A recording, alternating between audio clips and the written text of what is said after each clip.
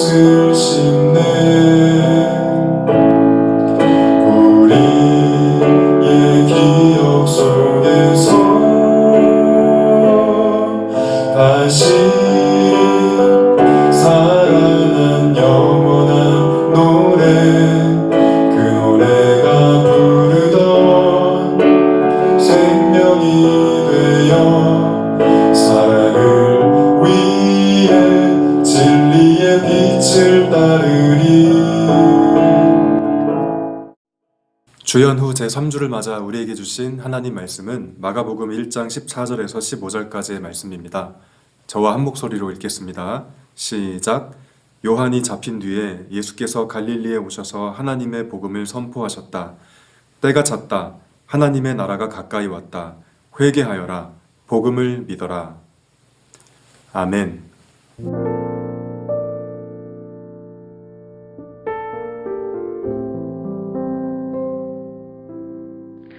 전능한 치유자이신 주님, 당신의 말씀을 듣지 않으려는 우리의 귀를 변화시켜 주소서.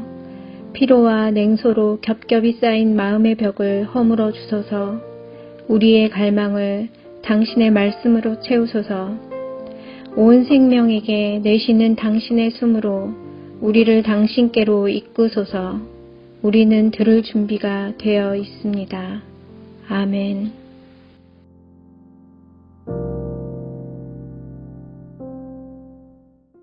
우리 예수님이 하셨던 말씀 중에 가장 중요한 말 하나를 꼽자고 한다면 바로 오늘 읽은 마가복음 말씀이에요. 하나님 나라가 가까이 왔다.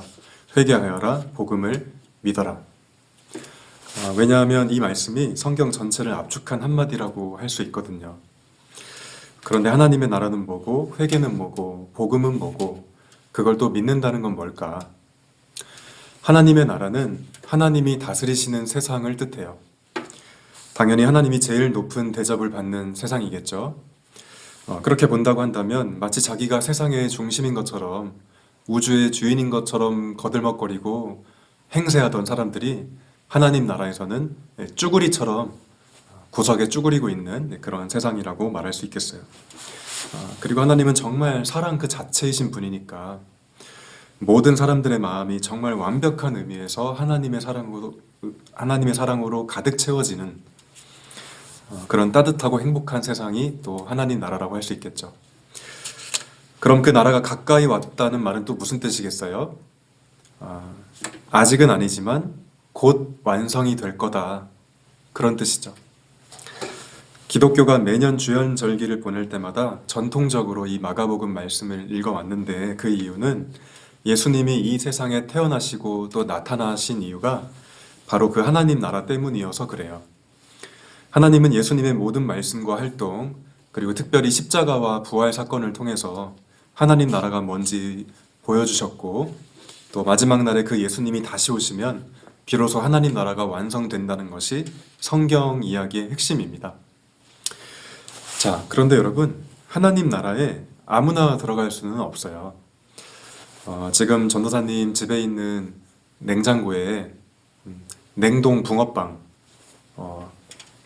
팥도 있고 슈크림도 있는데 하여튼 그 냉동 붕어빵이 많이 있거든요. 제가 요즘에 그거 많이 먹고 있는데 여러분 엄마한테 좀 사달라고 하세요. 진짜 맛있어요. 그 렌즈에 1분 30초 1분 40초 하면 타요. 1분 30초 딱 돌려서 먹으면 여기가 천국이구나 이제 그런 생각이 드는데 전사님이 정말 인심을 써서 여러분에게 그 나눠 먹고 싶어요. 여러분하고 같이 아무 때나 와서 먹고 싶을 때 와서 먹어요 라고 말한다고 해도 여러분이 전사님 살고 있는 집 현관 비밀번호 모르면 못 들어오잖아요. 냉동 붕어빵이라는 엄청난 게 있어도 문을 못 열면 못 들어오잖아요. 하나님 나라에 들어가는 것도 마찬가지예요. 그 나라가 아무리 좋은 나라여도 열쇠가 있어야 돼요. 오늘 성경 말씀은 그 문을 열고 들어갈 수 있는 열쇠를 회개라고 했어요. 회개. 하나님의 나라가 가까이 왔다. 회개하여라 이렇게 돼 있었죠. 회개는 우리 평소에 안 쓰는 말이지만 가던 길에서 정반대로 돌아선다는 뜻이에요. 그러니까 이 세상의 가치관을 따라서 우리 친구들 같은 경우에는 그냥 친구들이 살아가는 방식 그대로 그걸 따라서 어른들 같은 경우에는 뭐 동네 어른들이 혹은 TV에 나온 어른들이 잘 나가는 어른들이 살아가는 방식 그대로 그냥 따라 살다가 혹은 그저 나의 행복만을 위해서 살면 되는 줄 알던 사람들이 이제 하나님을 향해 돌아서는 것. 그러니까 다 그렇게 사니까 그러면 되는 줄 알고 살다가 그 반대로 돌아서는 것. 하나님을 향해서. 그게 회개예요. 하나님 나라에 들어가려면 그 회개라는 열쇠가 꼭 있어야 돼요. 자, 그런데 예수님이 조금 더 말씀을 이어가셨는데 복음을 믿어라 또 이렇게 되어 있었죠. 이건 또 무슨 말일까요? 앞에서 말한 하나님 나라가 가까이 왔다 회개하여라 이것과 전혀 다른 이야기를 덧붙이신 게 아니고 하나님 나라가 가까이 왔다 그런데 회개라는 열쇠가 필요하다라는 말을 조금 다른 말로 반복해서 말한 거예요. 이 어두운 세상에 하나님 나라가 가까이 왔다는 것은 정말 좋은 소식이고 기쁜 소식이잖아요. 이 기쁜 소식을 두 글자로 줄인 게 복음이에요. 하나님 나라가 가까이 왔다는 기쁜 소식을 싹 줄이면 복음이에요. 기쁜 소식. 자, 문제는 믿음이라는 단어가 뭔가 하는 건데요. 하나님 나라가 가까이 왔다는 기쁜 소식을 믿는다는 게 무슨 말일까? 다음 주에 이제 현장 예배가 열리니까 우리 다 같이 만날 텐데 가령 우리 거소리. 여러분 거소리가 남자잖아요. 여러분 거소리가 남자인 거 다 믿죠?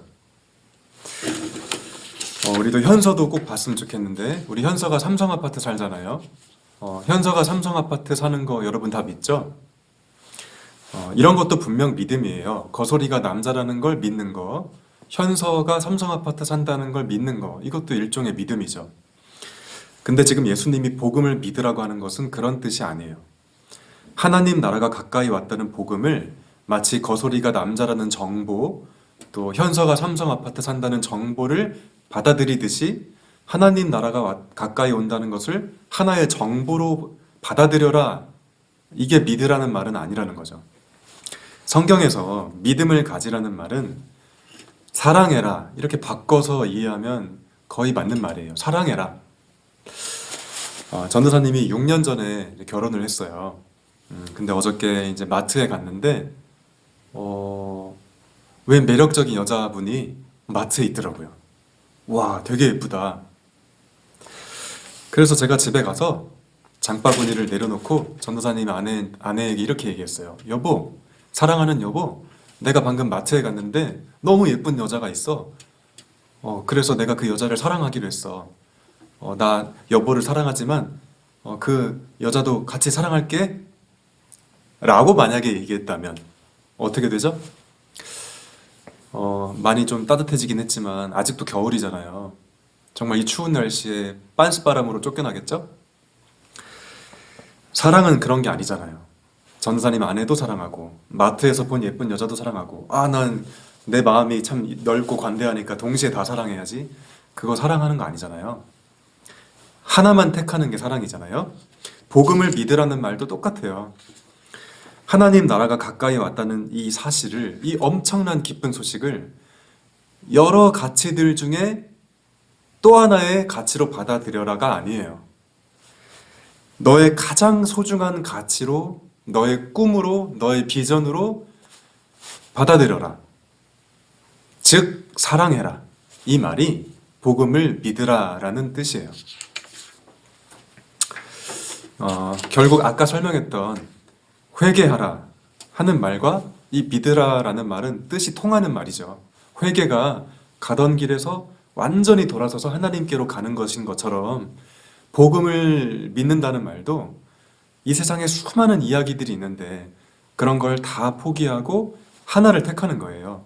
복음만을 택하는 거예요. 복음만을. 하나님 나라가 이 땅에 왔다는 그 놀라운 소식만을 나에게 가장 중요한 가치로 선택하는 것, 사랑하는 것, 그게 이제 믿는다는 말이죠. 제가 잘 설명을 하고 있는지 모르겠어요. 여러분, 예수님이 지금 말씀하시기를 하나님 나라가 가까이 왔대요. 그게 정말 기쁜 소식이에요. 문제는 사람들의 반응인데요. 우리 친구들은 회개라는 열쇠를 가지고 있는지 모르겠어요. 복음을 믿을 생각이 있는지 모르겠어요. 만약 그렇지 않다면 나중에 하나님 나라가 그 역사의 종말의 순간에 완성될 때 굉장히 낯설 거예요. 회개를 안 했고 그 믿음이 없는 사람은 그 완성된 하나님 나라가 아무리 교회에 오래 다녔어도 너무 낯설어요. 그런 친구가 아무도 없길 바래요. 그냥 교회 다닌다고 자동으로 하나님 나라에 들어가는 건 아니거든요. 내가 회개라는 열쇠를 가지고 있어야 하고, 그리고 그 복음을 믿어야 돼요. 그래야 하나님 나라에 살게 되는 거죠. 들어가게 되는 거죠. 왜냐하면 왜 제가 그 하나님 나라가 낯선 친구가 아무도 없길 바란다고 말하냐면, 회개와 믿음을 통해 하나님 나라를 받아들인 사람이 단순히 돈 많은 사람보다, 단순히 얼굴이 뭐 잘생긴 사람보다, 단순히 공부 잘하는 사람보다 훨씬 지혜로운 선택을 한 사람이라고 저는 생각하거든요. 회개와 믿음을 통해 하나님 나라라는 복음을 받아들인 사람은 정말 잘한 거예요. 정말 지혜로운 선택을 한 거예요. 그 사람은 돈, 외모, 명예와 같은 가짜 신들, 나중에 하나님 나라가 완성되면 저 구석으로 밀려나서 쭈구리 신세가 될 그 가짜 신들, 그 가짜 신들에게 속지 않게 되는 삶을 살게 되는 거고요. 비록 세상살이가 현실적으로 힘든 게 사실이지만 하나님이 자신을 얼마나 사랑하시는 분인지 알기 때문에 넘어져도 다시 일어날 수 있고 절망해도 다시 소망을 품을 수 있어요. 하나님 나라를 받아들인 사람은.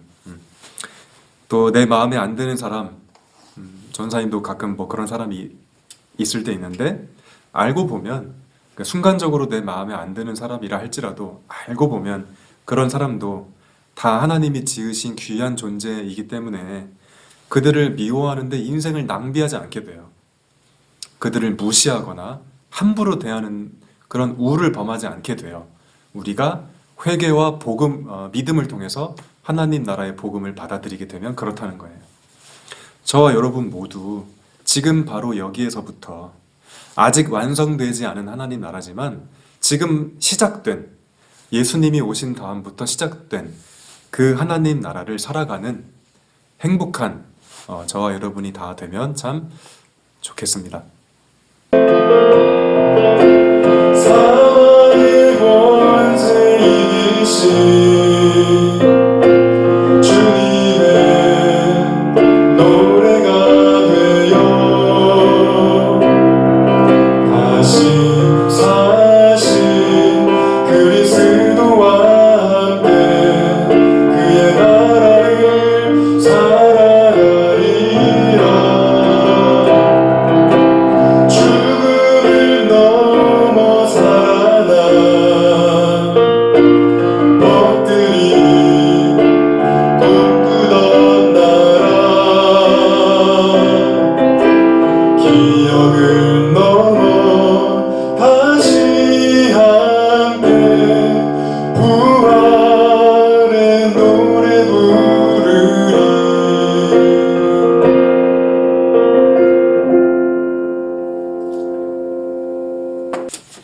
다음 주에는 여기 예배당에서 만날게요. 9시. 물론 항상 예배가 9시 10분에 시작하긴 하지만 어쨌든 9시 오랜만에 또 만나도록 하겠습니다. 안녕.